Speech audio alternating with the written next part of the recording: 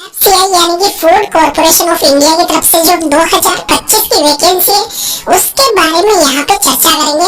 Food inspector, assistant और clerk के साथ में एमटीएस वाले पद में इसमें ऐड किए जाएंगे। साथ ही साथ ये जो वैकेंसी है, ये वैकेंसी 2025 में बम्पर वैकेंसी इसलिए होने वाली है क्योंकि यहाँ पे इस बार 33,566 यानी कि एक तरीके से अपने आप में बहुत ज्यादा ये वैकेंसी मान के चल रही है।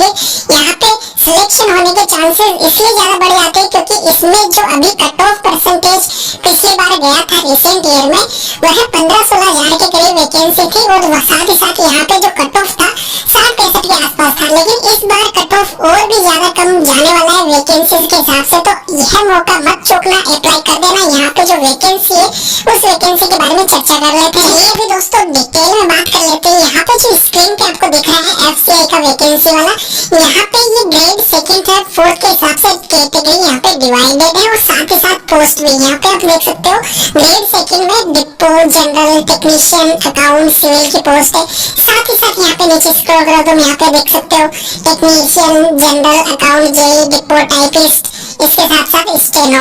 यहाँ पे फोर्थ ग्रेड की बात करें तो वॉचमैन, पियोन, हेल्पर, तो ये ग्रेड वाइज यहाँ पे डिवाइडेड है। ध्यान रखना यहाँ पे जो ये वैकेंसी है, यह vacancy grade wise plus qualification के हिसाब से आप अप्लाई करना, क्योंकि यहाँ पे सीनियर जूनियर पोस्ट में डिफरेंस खाली क्वालिफिकेशन का है। साथ ही साथ जो नीचे लोअर लेवल वाली पोस्ट है वॉचमैन, पियोन, हेल्पर की, इसके लिए एग्जामिनेशन भी मतलब एक तरीके से सीधी भर्ती नहीं होगा, लेकिन ऊपर वाले दोनों पोस्ट के लिए एग्जामिनेशन होगा। सीधी बात में अगर बताऊं तो यहाँ पे आप देख सकते हो पोस्ट नेम ग्रेड सेकंड के लिए 10,000 के करीब वैकेंसीज है। ग्रेड थर्ड के लिए यहाँ पे 12,000 के करीब वैकेंसीज है, जो कि अपने आप में सर्वाधिक है। और साथ ही साथ फोर्थ के लिए 11,000 के आसपास वैकेंसीज है। तो ये वैकेंसी इस हिसाब से डिवाइडेड है। आप अगर आवेदन करना चाहते हो तो आपको प्रेफरेंस डालनी होगी। साथ ही साथ आप तीनों ही वैकेंसी के लिए अगर एलिजिबल हो तो अप्लाई कर सकते हो बिना किसी रुकावट के, लेकिन आपको अलग से फॉर्म डालने पड़ेंगे। ये आप ध्यान रखना, तीनों वो फॉर्म अलग से रहेंगे क्योंकि उनका जो प्रोसेस होगा क्वालिफिकेशन का या फिर जो भी, वो अलग से यहाँ पे दे रखा है। जैसे कि आपको पता है ग्रेड सेकंड के लिए ग्रेजुएशन होना चाहिए, लेकिन अगर तीनों ही आप अप्लाई कर रहे हो तो अलग अलग फॉर्म लगाना नहीं है। एक फॉर्म में आपको प्रेफरेंस अलग डालनी है और एग्जामिनेशन भी आपका अलग होगा। ये ध्यान रखना ग्रेड थर्ड और सेकंड के लिए। इसके लिए ग्रेड थर्ड के लिए 12th क्लास पास और ग्रेड फोर्थ के लिए 10th class pass. 10th class pass वाली जो ग्रेड फोर्थ है उसमें एग्जामिनेशन नहीं होगा, तो आप आराम से प्रेफरेंस डाल सकते हो। आपका एग्जाम नहीं होगा, लेकिन मेरिट में सिलेक्शन होना है तो अब आपके 10th में जो मेरिट में नंबर आएंगे, जो मतलब एक तरीके से मेरिट लिस्ट में नंबर आएंगे, वो आपके मार्क्स के आधार पर ही डिसाइडेड होगा कि आपने 10th में कितने मार्क्स सिक्योर कर रखे। उस आधार पर मेरिट लिस्ट निकाली जाएगी और वैसे सिलेक्शन होगा, जैसे कि आप सभी को पता है हर बार होता है।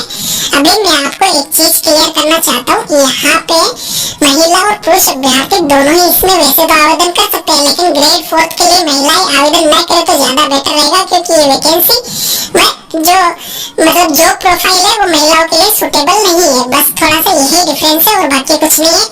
अगर करना चाहे तो अप्लाई कर सकती है महिलाएं भी। इसके अलावा यहाँ पे जो डिटेल्स है फर्दर, वो डिटेल्स में नीचे डिस्क्रिप्शन बॉक्स में दे दूंगा। एक डेट यहाँ पे मैं मेंशन करना भूल गया, वो मैं आपको बता देता हूँ। यहाँ पे जो डेट रखी हुई है फरवरी महीने की वैकेंसी, ध्यान रखना।